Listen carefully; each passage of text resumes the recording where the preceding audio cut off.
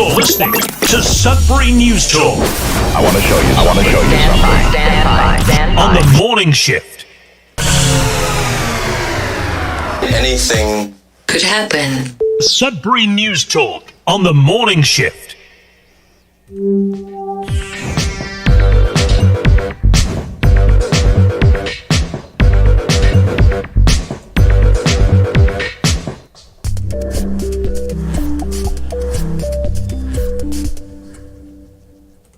All right, good morning. Welcome to Sudbury News Talk on the morning shift. I'm AJ Walsh, and glad to be here with you. Glad that you are here with us. This is your show, your station, CKLU 96.7 FM on the radio, CKLU.ca, streaming live on the internet, also streaming live at Facebook.com/Sudbury News and YouTube.com/Sudbury News. Glad to be here with you. Make sure to like, share, subscribe, follow. But today and every day on the show, make sure to comment. I'll do my best, as I do each and every day, to get your comments read for the radio and for streaming, also for getting them up on the screen so people can see them. Mainly our comments come through on Facebook, although we do have quite a few more and more each day coming through on YouTube. So a lot of the times, if we're spent for time and there's some, time restraints and we have some comments coming in on YouTube, I'll kind of give those preference because they're kind of not in on the conversation on Facebook, as we do have Adam joining us this morning from YouTube. Speaking of that, good morning, Adam. Hope you're having a great morning. And speaking of great mornings, hope our YouTube and Facebook moderators are having good mornings. They have a hard job to do, and we're doing our best to keep in line with standards that they have for their platforms, and we really appreciate their platforms, all the platforms that we're able to be on. This is a miracle in our day that we can have a show the way that we have. And speaking of miracles and good days, we have our guest this morning, the same guest as Wednesday and Thursday. Good morning, Nick. How are you doing?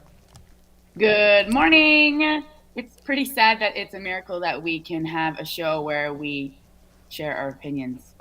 Well, it's and it's not only just the sharing opinions, which I do agree. It is these days harder and harder, and who knows how much longer we will be able to continue to have people's opinions other than just the one opinion. But the miracle of the internet and technology, and to be able to, you're at home right now, I'm in the office, and we're able to be on the radio and broadcast out. That's kind of cool, right? Yes. Also, I think that we should probably start gathering people's emails so that when we do get kicked off Facebook, because that's probably going to happen one day, we could announce and let them know that we'll be live on our website every morning. Oh, definitely. Yeah. That's we're gonna have to start doing that, and I see others doing that as well. I think that's probably where you're getting the idea from. Certain people are doing that today. Being canceled, kind of thing, right? We had that on the show at the end of the show yesterday. There's been a cancellation of a particular speaker at a particular college in town with a particular point of view that didn't particularly jive with the point of view politically of that entity, and so they were canceled, even though they weren't going to be speaking on politics. They were going to be speaking on mental health and addiction, and that was Theo Fleury.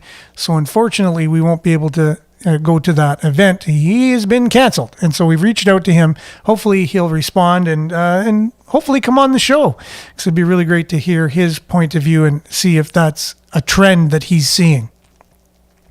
So we'll have that today. There's a bunch of news going on. The Robert Stephen Wright trial. They're doing their closing arguments, and it's going to wrap up on Monday already. That's crazy that this is wrapping up already. We have Sudbury Wolves played last night. We'll have them in sports. We have possibly a deep dive today again into the infiltration into our political system by foreign entities. So lots and lots to come. More, there's all kinds of local news too, as you can see on our Facebook news feed. So with that, we'll be back right after our weather and sports update with headlines and all your comments and unpacking and all that stuff. So going to be a great show today. Stay tuned. We'll be back right after this.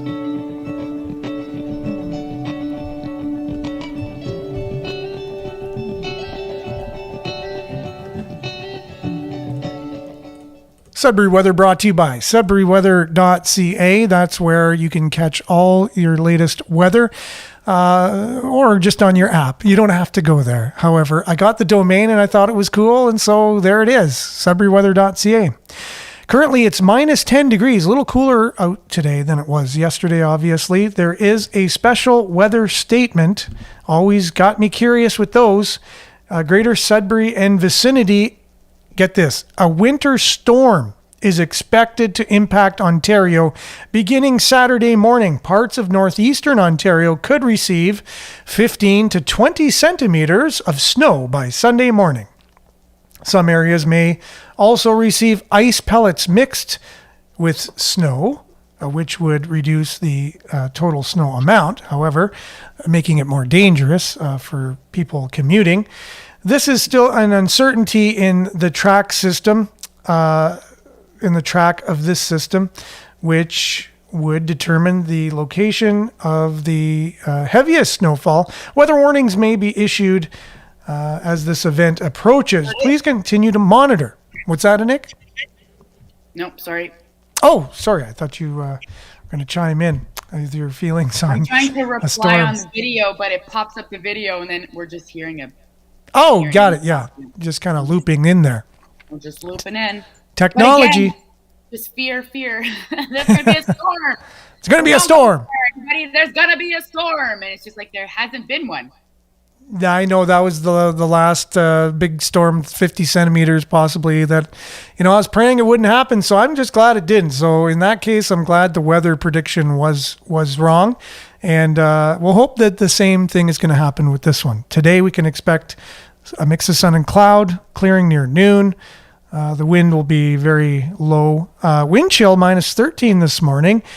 Tonight, the wind will continue to be non-existent, basically. The wind chill minus 13 overnight. Saturday becoming cloudy in the morning. Snow at times, heavy near noon. Amount of 10 to 15 centimeters. They're predicting it. Winds will be gusting to 50 kilometers. High of minus 1. Wind chill near minus 12. So again, here's a look at your 7-day with the snow being forecast for tomorrow and into Sunday. 60% chance on Sunday, high of plus 1. And then you got your Monday, Tuesday, so far sunny, but I bet you any money we'll be on the show Monday and it will already be cloudy and mix of sun and cloud. It's very rare that we get just total blue skies these days. However, I try not to be so pessimistic. 30% chance of flurries on Wednesday, high of minus 1. And 60% chance of flurries on Thursday, high of plus 2. That's a look at your long range. And then here's a look at 2 a.m. this morning, a look at what Northern Ontario basically looked like with a lot of clear skies. So I can't even see where this storm is coming from. It must be just, I guess, developing over the Great Lakes. I have no idea. I'm not a meteorologist.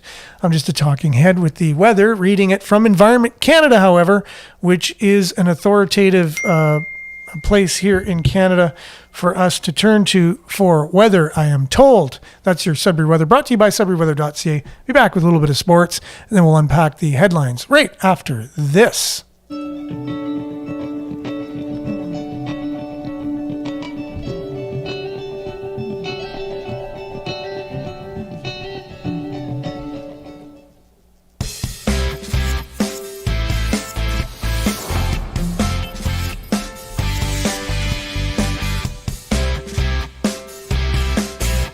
Sudbury Sports brought to you by sudburysports.com. That is Randy Pascal. He's that Sudbury Sports guy, and Sudbury.com is his website. All things Sudbury Sports. You should visit sudburysports.com. And speaking of sports, the Wolves were in action last night. They were playing against the Barrie Colts, and unfortunately, they did not fare very well. The Wolves fell to the Barrie Colts, tough team, 4-2, but that wasn't really telling of the actual game. It was a close game. It was a one-goal game, all game. The Wolves were in it all the way. However, the Colts had a defenseman who was playing for the Los Angeles Kings, who came back to play with the Barrie Colts. He got the first 2 goals of the game, and unfortunately, that was enough to put them back. His name's Brant Clark, and he is again with the Los Angeles Kings, and he's back with the Colts. So he was too much, and the Wolves are shorthanded in terms of their roster. A lot of players are out, but Nolan Collins and Chase Coughlin scored, and Kevin Broussard got 33 saves as the Wolves fell 4-2 against Central Division rivals Barrie Colts. Sudbury, 7th in the division, Eastern Conference. We'll look for a different outcome tonight as they play the Hamilton Bulldogs at the Sudbury Arena, as the Bulldogs visit the Nickel City for the last time, because this is also the last home game of the Sudbury Wolves. The Wolves are 29-28, 6-3. They are in 5th place. They trail Hamilton, who the team they're going to be playing tonight, by only 3 points.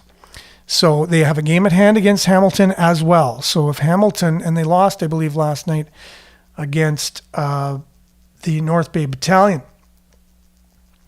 They're also 1 point behind the Mississauga Steelhead. So here you have the Wolves game tonight and the game against the Sioux. They can actually move up in the standings and have a better playoff, team that they're going to be playing, not as hard of an opponent. But anyways, that's just numbers, and we'll see. It is what it is. They're in the playoffs. They're going to play who they're going to play. But tonight is an important game, and also Sunday against the Sioux Greyhounds in the Sioux. Catch both of those games right here on CKLU if you're not able to get out. Should be a packed barn tonight at the Sudbury Arena, so make sure to get out there. But Wolves ticket vouchers can only be redeemed before the game, so don't get there late. And seating, you want to make sure that you have a seat and it's not sold out by the time you're able to. So that's, how if you have a ticket, you're not able to go to the game, you can use it for a game in the future. Well, any of these tickets that you have that you're using in the future, got to use them up tonight. So catch the Sudbury Wolves live tonight against the Hamilton Bulldogs at the Sudbury Arena. Be there or be square. But if you can't be there, CKLU will have the game, and also the game on Sunday against the Sioux Greyhounds. So that is your Sudbury Sports, brought to you by that Sudbury Sports Guy's website. He's Randy Pascal. SudburySports.com is his website. We'll be back with Nick, your comments, headlines, and more right after this.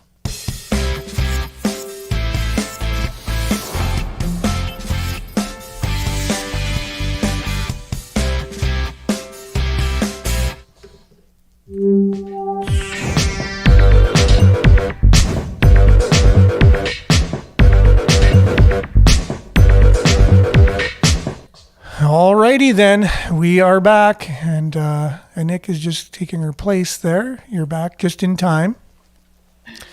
Yeah, you got the sun coming through your window there, eh? It's like very bright. Exactly.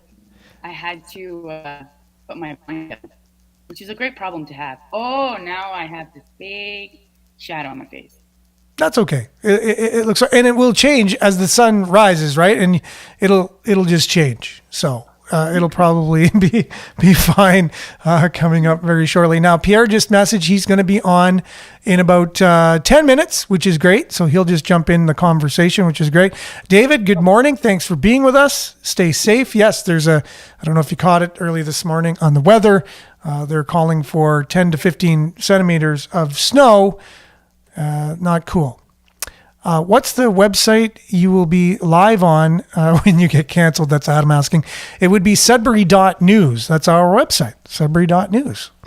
I guess I should say that more often because we have all the news and more. It's a news aggregator that we take all Sudbury news and put it in one spot, which is kind of neat.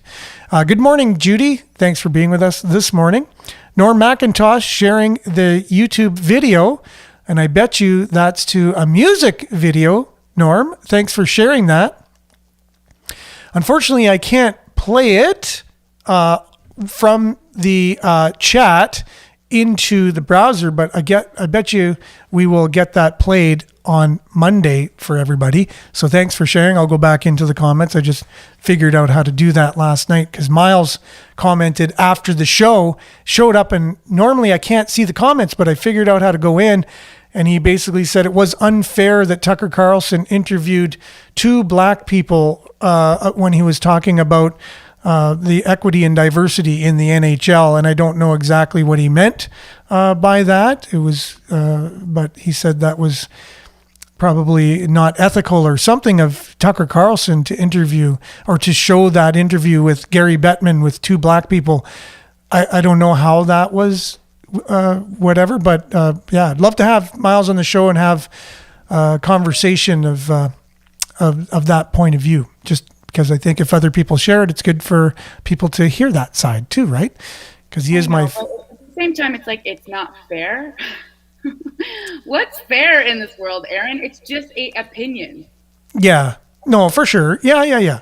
Well, we were making the point that, politics and sports they shouldn't be mixed. You know what I mean? You shouldn't be trying to send messages through sports. You go to sports, you want to see sports. You go to a live concert, you want to hear the concert. You watch the Oscars, you want to just see them get their awards. You don't need to hear a big speech on something that we're all activists these days, I guess. Everyone's an activist. And I guess rightfully so, through our university system and whatever, we're kind of being trained to be activists, and that's the reason for university these days, not to get an education. It's so that you can become an activist. So I guess we shouldn't be surprised by that. And with that, the opinions expressed on Sudbury News are that of Sudbury News, its guests and commenters, and do not necessarily reflect those of Laurentian University or that of CKLU staff or volunteers. So there you go. There's the... Let's dive right into some of the headlines today. Sudbury.com on their stories to start your day. This is also shared in the news feed that the trial for Robert Stephen Wright is going ahead. The headline from Sudbury.com is Wright trial expected to wrap up soon after the defense rests their case. Witness testimony came to a close March 23rd, yesterday, in the second-degree murder trial of Robert Stephen Wright. Though no witnesses took the stand, 4 agreed statements of fact were read into evidence. All 4 were in relation to John Barry Federley. He was the person who was arrested originally before and then let go because there wasn't enough evidence to charge him. The man who was originally arrested for the murder, yeah. But quickly released with apologies from police. After reading the statement into record, Justice Robbie D. Gordon told the jury that the trial was expected to finish soon, with closing arguments from the Crown and defense beginning Monday, March 27th, and the Gordon's jury instruction to follow on Tuesday, March 28th. Gordon told the jury that they could begin deliberation as early as Tuesday afternoon. Wright is on trial for the murder of Renee Sweeney, as we know, who was killed in the video store she worked in on January 28th, 1998.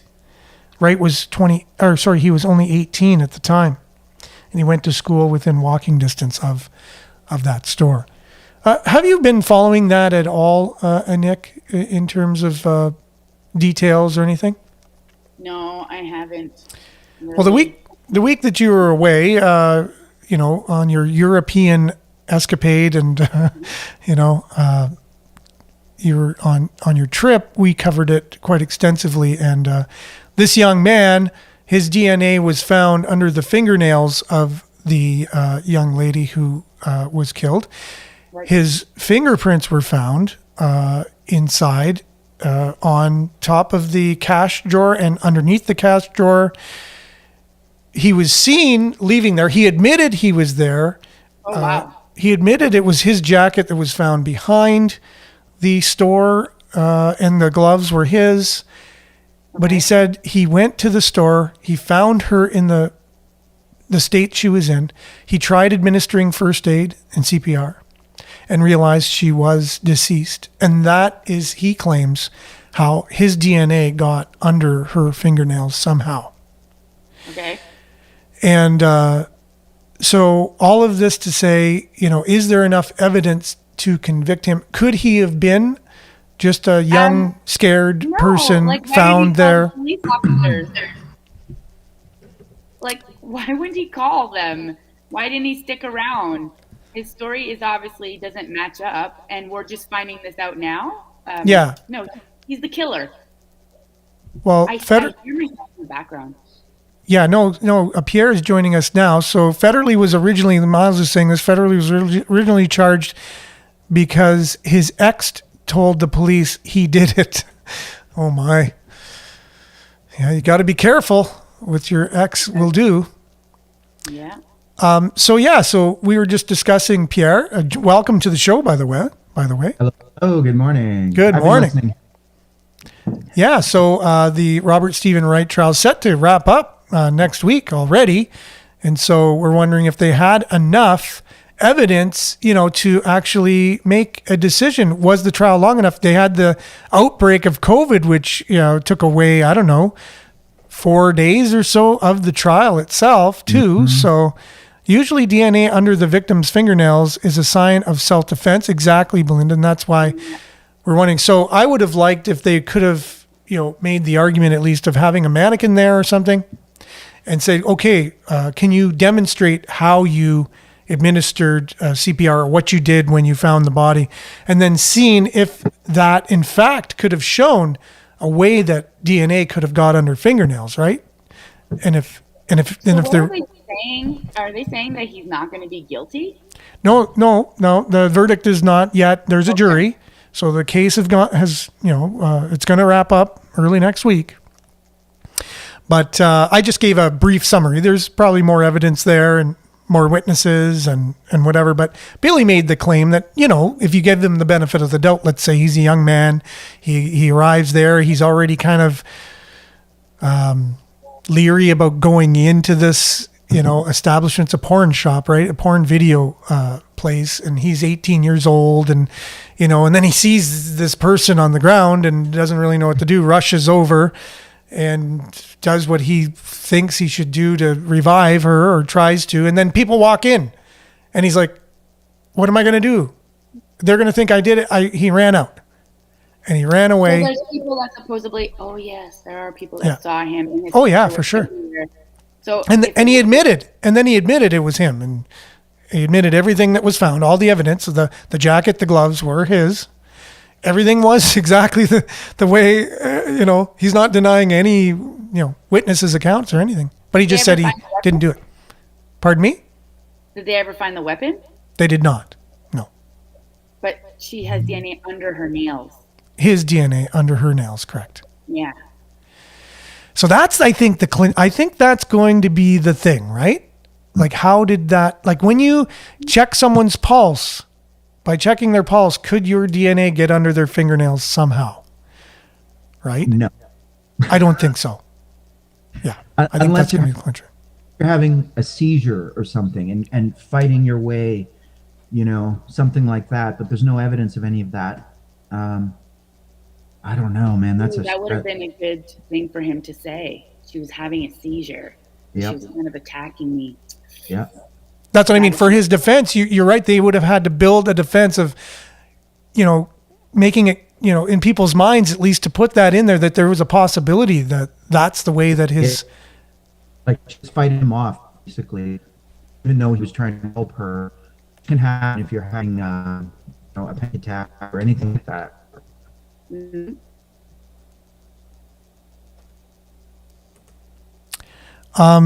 So Dave, which I appreciate, says, for someone who claims not to have followed the court case, sure is interesting how a person got to guilty.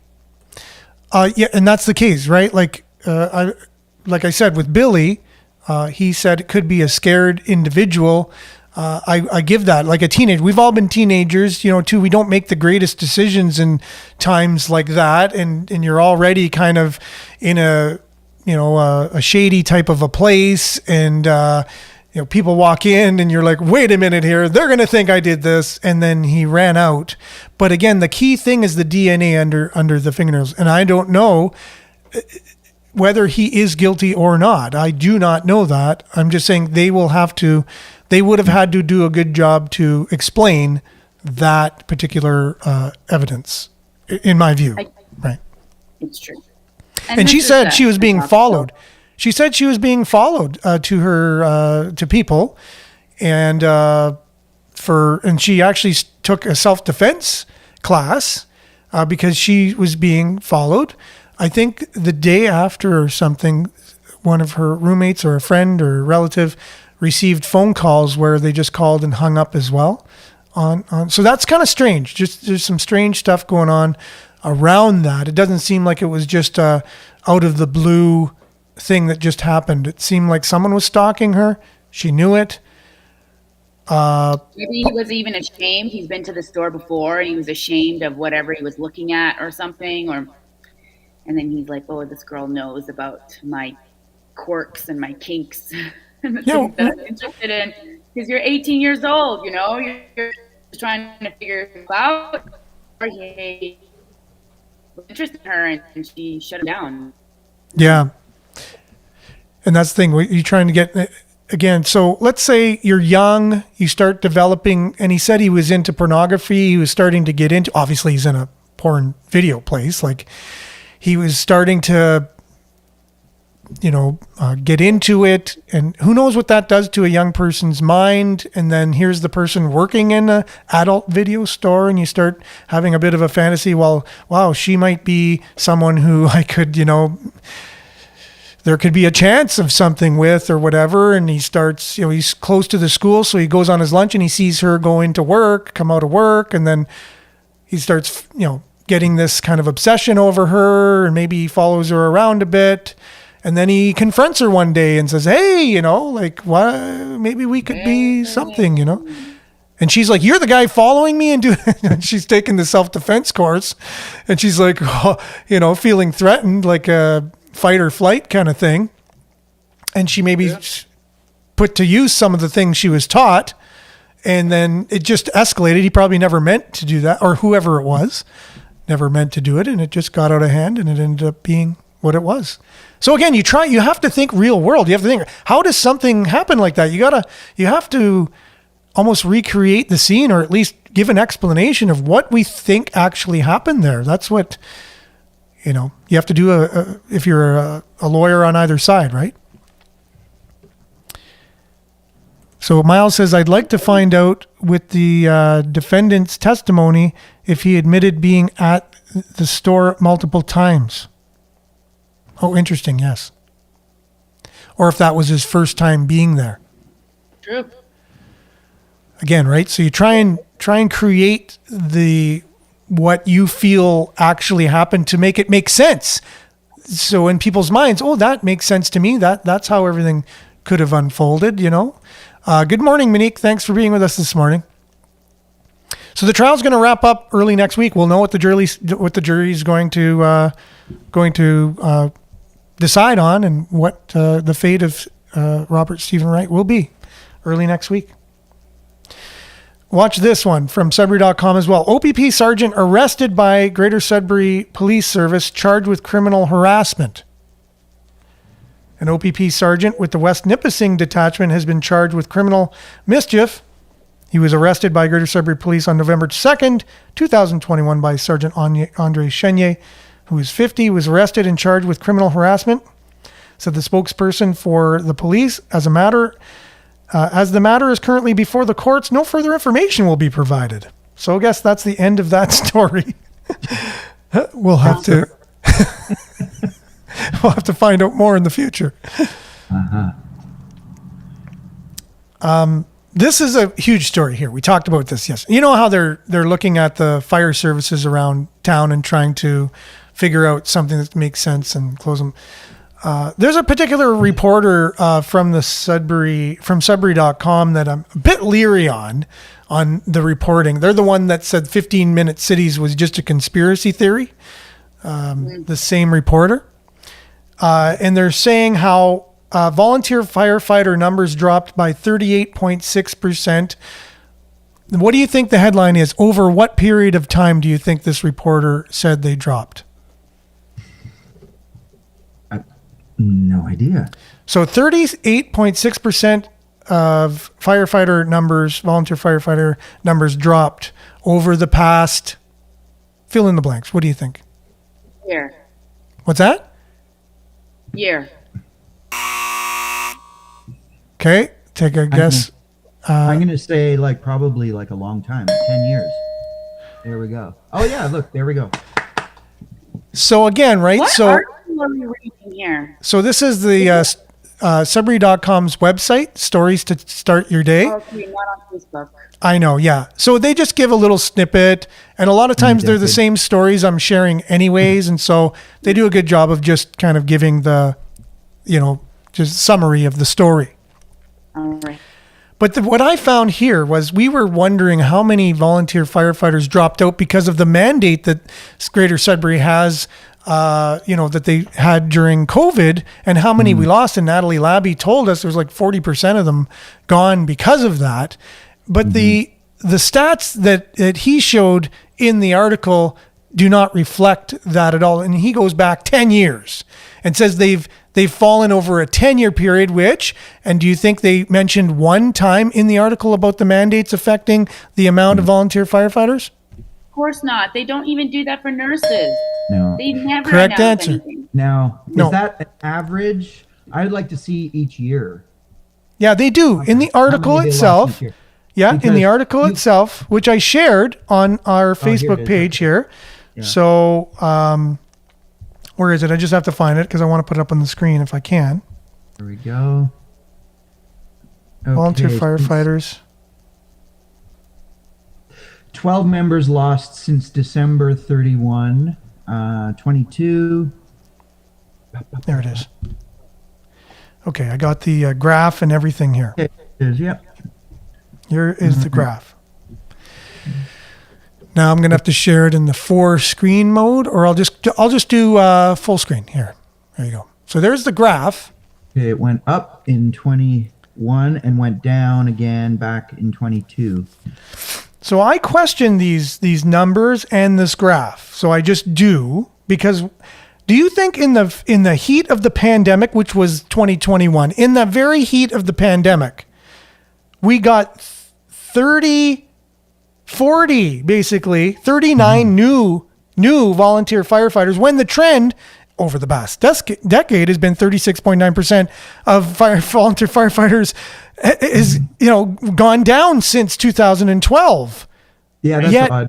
it's going down, and then in the heat of the pandemic, it goes up 39 volunteers all of a sudden. That makes no sense. It makes no sense whatsoever. So But I it's question this. Trending down gradually since 18. Yeah, So in 21, did they do a recruiting drive? Or- exactly. Yeah, in the heat of the pandemic too, right? And when it's really hard to give trainings and stuff, everything's online. You can't meet in person. People, they got to be vaccinated first of all, so that you have less people to choose from. Everyone's got to be 6 feet apart if you're going to get in a live whatever. The trainings are down. These things are put on hold. So it looks like to me, if you just look visually here, you got 2000. Let's start at 18 when things were kind of normal. Then we lost 30 between 18 and 19, and that's before the pandemic. We lost 30, and before the pandemic, we lost another 30. So we lost 60 in 2 years before the pandemic, and then the pandemic hits, and we get 30 more. I never understood why firefighters had to be vaccinated anyway. Like if I'm burning in a house and I have a kid on the second floor, I don't care if the firefighter's vaccinated. I would just want them to be strong and to save me. Yeah. I don't get the logic there at all. There's It doesn't no make logic. any Remember when there was like a huge, what was it, like a possible tsunami or a possible something was going on, and the president of the United States was like, "Make sure you're vaccinated." It's just like, what are you talking about? Well, it makes the tsunami a little bit, makes the hurricane a little lighter. Hurricane, that's what it was. Yeah, So Adam's saying that Pierre, you look like Daniel Day-Lewis I know. today. hear There that from the all the movie time. There Will Be Blood, which is a great movie, by the way. It is. He's a crazy man in that movie. I kind of like that comparison. But I get Robin Williams too, but I prefer Daniel Day-Lewis. No, I don't see Robin Williams. Yeah, Daniel Day-Lewis, one of the best actors ever. I love his acting, and whatever he's in, he does a great job. Miles is saying 3 years. I'm not particularly sure maybe what question I had said about 3 years, but the pandemic has been going on for the last 3 years, so maybe that's what we're referring to. Yeah. So again, I'll put this up again, and then again, do you see an anomaly? Do you see something that just looks a little weird here when you look at 2016? What happened there? Yeah, 2016, it came down tons. Maybe they made new regulations or something like that. Who knows? But then we crept up a bit, and then it's been coming down ever since. But if you look at 2020, 21, 22, and 23, those years are kind of leveled out. But then you have this huge rise in 2021. It almost looks like someone went, wait a minute here.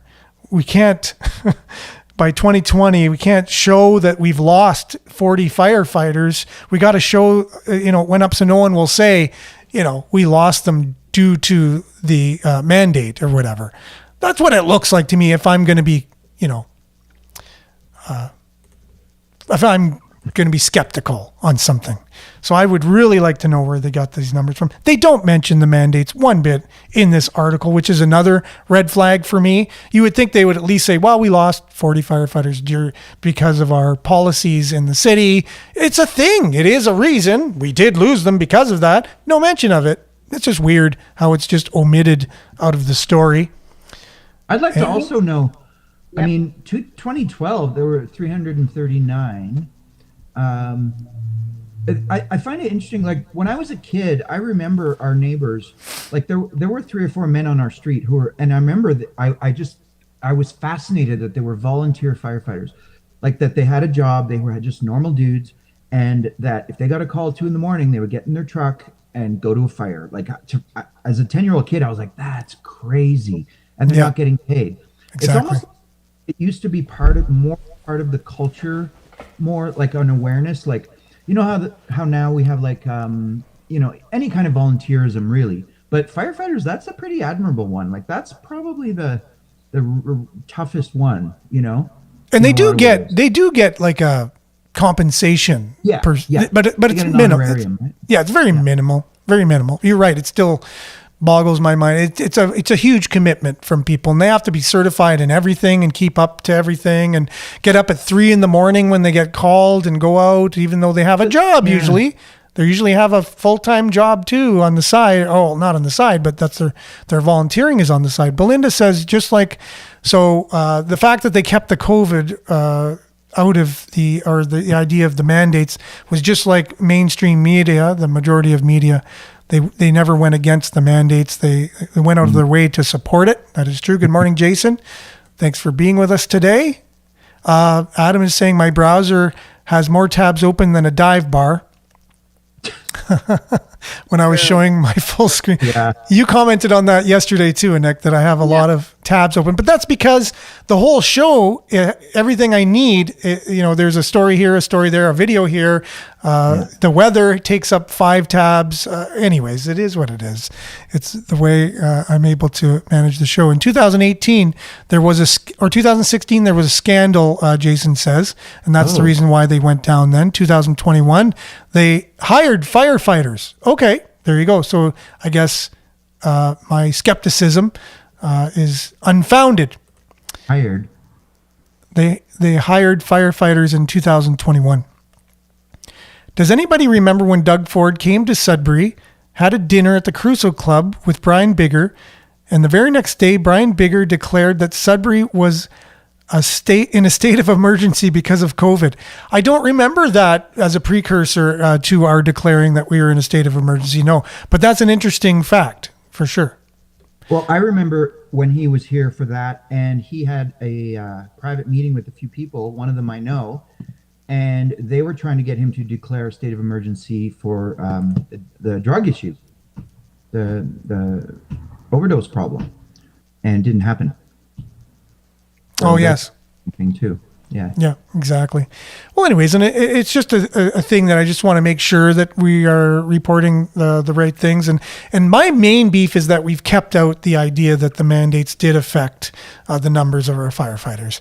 And my main beef is with mainstream media when they're talking about shortages in our long-term care places, PSWs, frontline workers, emergency care, that they never mention the fact that that's because they have strict mandates and they've lost an X amount of people due to that, and they just never mention it. It's just a beef of mine, and just mention it. Who cares what line you stand on in it? It is a fact. Well, it's and a why fact. can't you just The fact mention that it? you're not talking about the elephant in the room questions your whole credibility. For sure. And his name is Tyler Clark. He's a reporter for for Sudbury.com, and he looks after politics kind of thing in town. And so he's the one that said the 15-minute cities is just a conspiracy theory and it's not real. So I already know that that's not true because it is a thing that cities have already implemented around the world. You shared a few videos with me, Pierre, about it. A lot of them are mainstream media, BBC, you name it. And so he's being paid to be a reporter. I'm a volunteer guy coming to you from a home office, and we're all volunteers, and we're basically having a conversation about the news. And so you would hope that the reporting being done, that they would do their due diligence and not just call a story a conspiracy theory and look into it. I say I might think it could be possibly. We need to get the real information on it. I'm not saying I'm telling you I know something for a fact. He is. So I just want to make sure he's doing that. He covers City Hall and political affairs for Sudbury.com. When a journalist says that now, just the last few years, to me, as soon as someone calls something a conspiracy theory, to me it's, well, okay, maybe the first part, maybe it's a conspiracy, maybe it's not, but either way, it means you want to bury it. So why do you want to bury something? Like, why are you? And he's probably, I'm going to guess, 90% in line with every other mainstream journalist in the country, actually in the world, talking about 15-minute cities. But do you remember we talked about this before, the Google Smart City, right? 10 years ago in Toronto. Toronto, yeah. I did a paper on that in university, actually. Okay. Yeah, for sure. So that was not a conspiracy theory. That was Google trying to internetize every human action in a certain sector of Toronto. So, and the city of Toronto went, whoa. This is way too much of an invasion of privacy. One of the most progressive cities in the entire world went, whoa, this is way too much for us. They quashed it in a meeting, and it was a complete surprise to everyone. A friend of mine's an urban planner. He told me about it. This is exactly the same narrative structure, repackaged. It's exactly. The rules are the same. The reasons are the same. It's all about climate change and about making the city more walkable and all these things. It's not a fact. I mean, it's a surveillance city. It is like I sent you those traffic lights a few weeks ago. Those lights have infrared. They will identify you when you walk down the street at 10 at night, and there will be a database saying Aaron Walsh walks his dog 10 p.m. Like that's fact. It's not conspiracy. This is on their website. And I guess 5G. Remember back in the day, 5G was the big topic. Like, is it harmful to us? What's the reason for 5G and blah blah blah. Well, you don't really hear about that anymore. They've just kind of gone ahead, and you see all the towers put up overnight kind of thing, brand new towers everywhere. And I guess that would help that particular technology because 5G can't go very far. Like it could only go, that's why they need all the towers, right? 5G doesn't even work if you're inside a store. It's great on the street. As soon as you go in the store, if you're in a concrete building, so there's a lot of factors. But the 15 minutes, it's not a conspiracy theory. It's just read the documents, like read the research.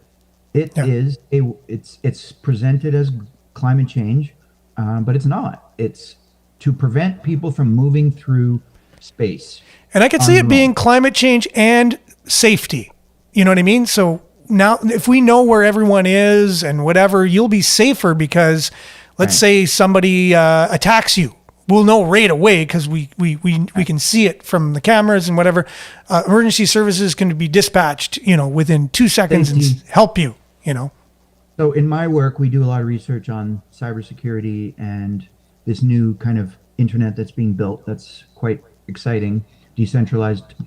And one of the things they talk about hackability. 15-Minute City is it would be run from centralized servers, essentially, each city. Now, just imagine, so hackers are pretty good now. AI hackers are 100,000 times better than humans and faster right now, not even developed yet. Okay, so you can go into ChatGPT and AI, and if you know how to use this system, you can hack a lot of things. Government, forget it. Just can you imagine? You know how long it takes for them to change and fix anything. It is so hackable, it's insane. So this is the scary thing. What you're saying is AI itself could hack in and take over the whole world. AI could through this particular infrastructure. You don't think organized crime has cyber hackers? You don't think there's guys in Romania staring at really powerful computers? They're like, oh, this is going to be fun. We're going to see Anik's bank account when she walks to the Tim Hortons getting out of her car. And then, I mean, it's not, military already has this. So the military is hackable. Like one of the guys that I work with, he is a cyber expert in tech for the U.S. Navy. And he said, AI is going to, it has to be decentralized. Literally. And so, and this goes, I'm not going to preach Bitcoin. However, the Bitcoin layer that is built is exactly how it is. It's a decentralized, it's millions of nodes that cannot be hacked because you have to hack them all at exactly the same time. There is no centralized server. It's called a Lightning Network. This is what's being built. So what's happening? I don't know about that. What's I think everything's hackable. Well, you can't hack 100 million servers at once. But why do you have to hack it all at one time? Like you could just hack one account. With Bitcoin, if you hack one server, everyone else attacks it and shuts it down. So it's impossible. Whereas the government, it's one dude who's sitting there for 7.5 hours a day in charge of it. That's the difference. It's a centralized thing. And what happens when the world, though, accepts what you just said, like a blockchain technology for our finance, but we say we're only going to use this one in the world, and it is controlled by the same entity that has control of all the smart cities and whatever, and it's the one that we've chose to use that's accepted when we go into our purchasing and buying and whatever, right? And we just don't accept any other ones, and that's the way I see it. I see that we've kind of helped develop, the individuals have helped develop this particular financial system that it will eventually be just kind of used, but by the powers, by they. Yeah. Are you talking about the digital currency, the central bank currency? Yeah, the central bank will just adopt their own Bitcoin, their own digital whatever, and they'll say this is the only one that can be used. Well, they can't because they will be centralized. Fundamentally, it's the flaw is it's centralized. It can, when it's decentralized, you can't shut it down. I don't know. I'd have to think that. I think someone could shut down the internet. I feel like everything could be shut down. True. Every day, there's updates in the software, and every Bitcoin node on the planet downloads it. Okay. So there's hundreds of millions of these. So like I have one. You cannot. It's mathematically impossible. It's 10 to the 77th power. That's how many computers you need. There are more atoms. There are almost more atoms or fewer atoms in the universe than the amount of computers you need to hack the Bitcoin network. Wow, it's impossible. It's mathematically impossible.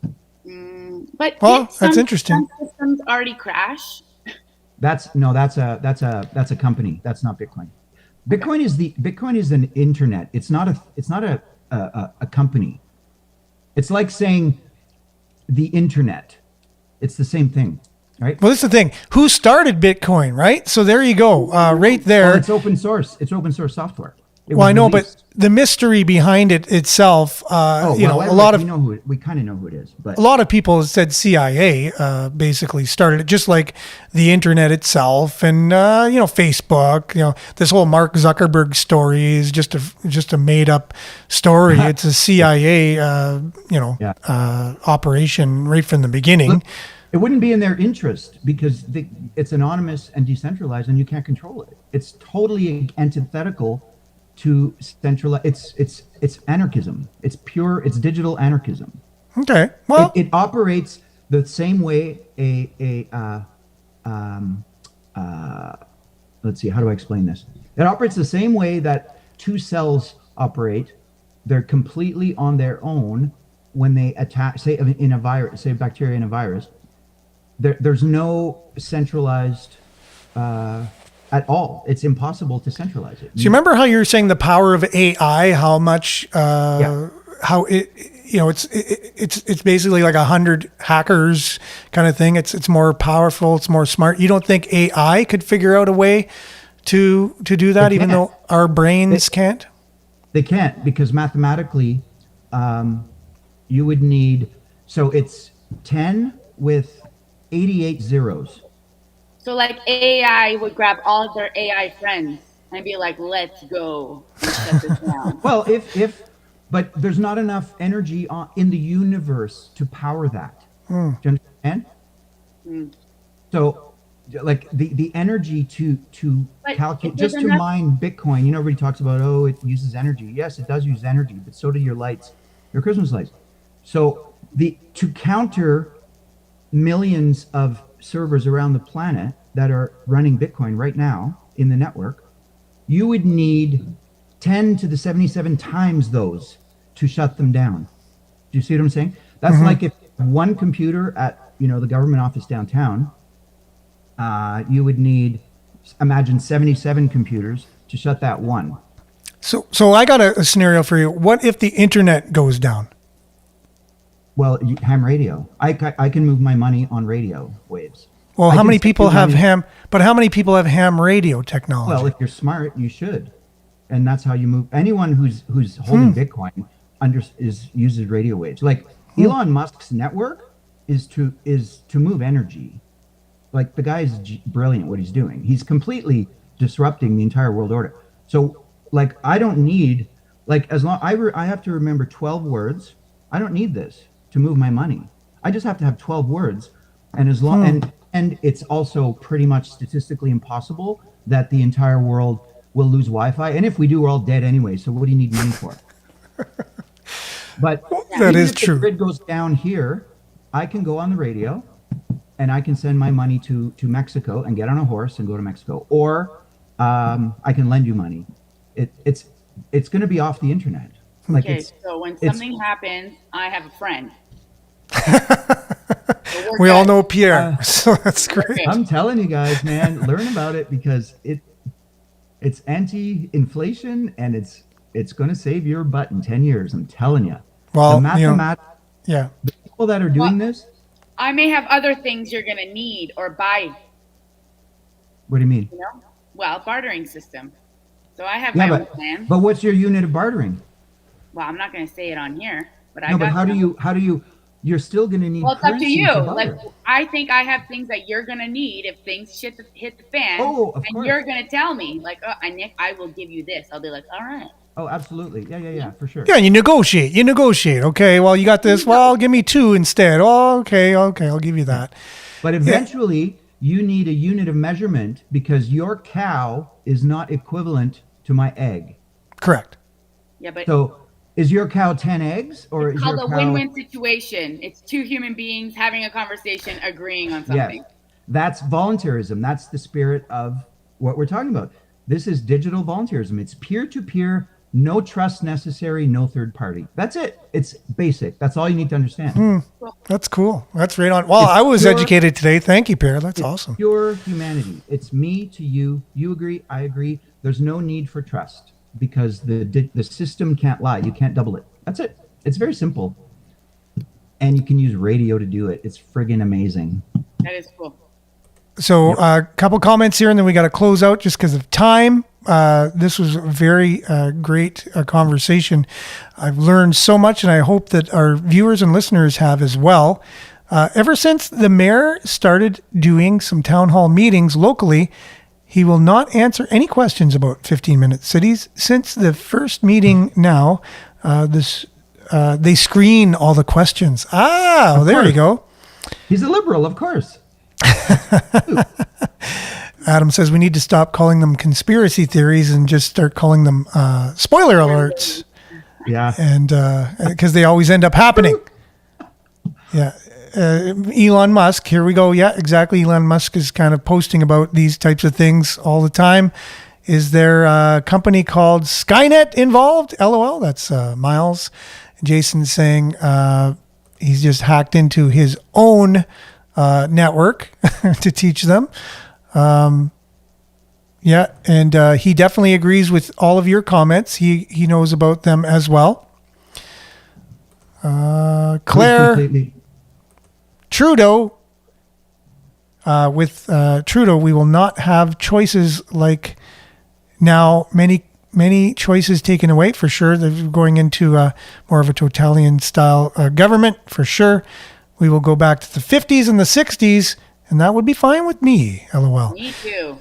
We were talking about the Chinese or the foreign infiltration into our elections. We were going to do a bit of a deep dive on that, but we did a Bitcoin deep dive in a 15-minute city deep. No. That's perfectly fine because they all are part of each other. Linked. It's all linked. It's all linked. Yeah. And what we could do is go into that on Monday. I have some videos and stuff to share. But thank you so much, guys, for being on. Really appreciate you both. Our time is far spent. We'll have to do this again soon. So here, I'll do a public service announcement. Can we read it? Bitcoin. Let's get you on the solo. Bitcoin doesn't have inflation. Love it. Thanks, Pierre. That's awesome. Okay. Thanks, both of you. And thanks all of you from commenting today. Everyone listening to the show, thank you. We'll be back same time, same place on Monday. Stay tuned now for Earshot Daily on CKLU. Have a great weekend, everyone. See the Wolves tonight. This was not financial advice. Okay, awesome. Ciao, everyone. Have a great day. Bye.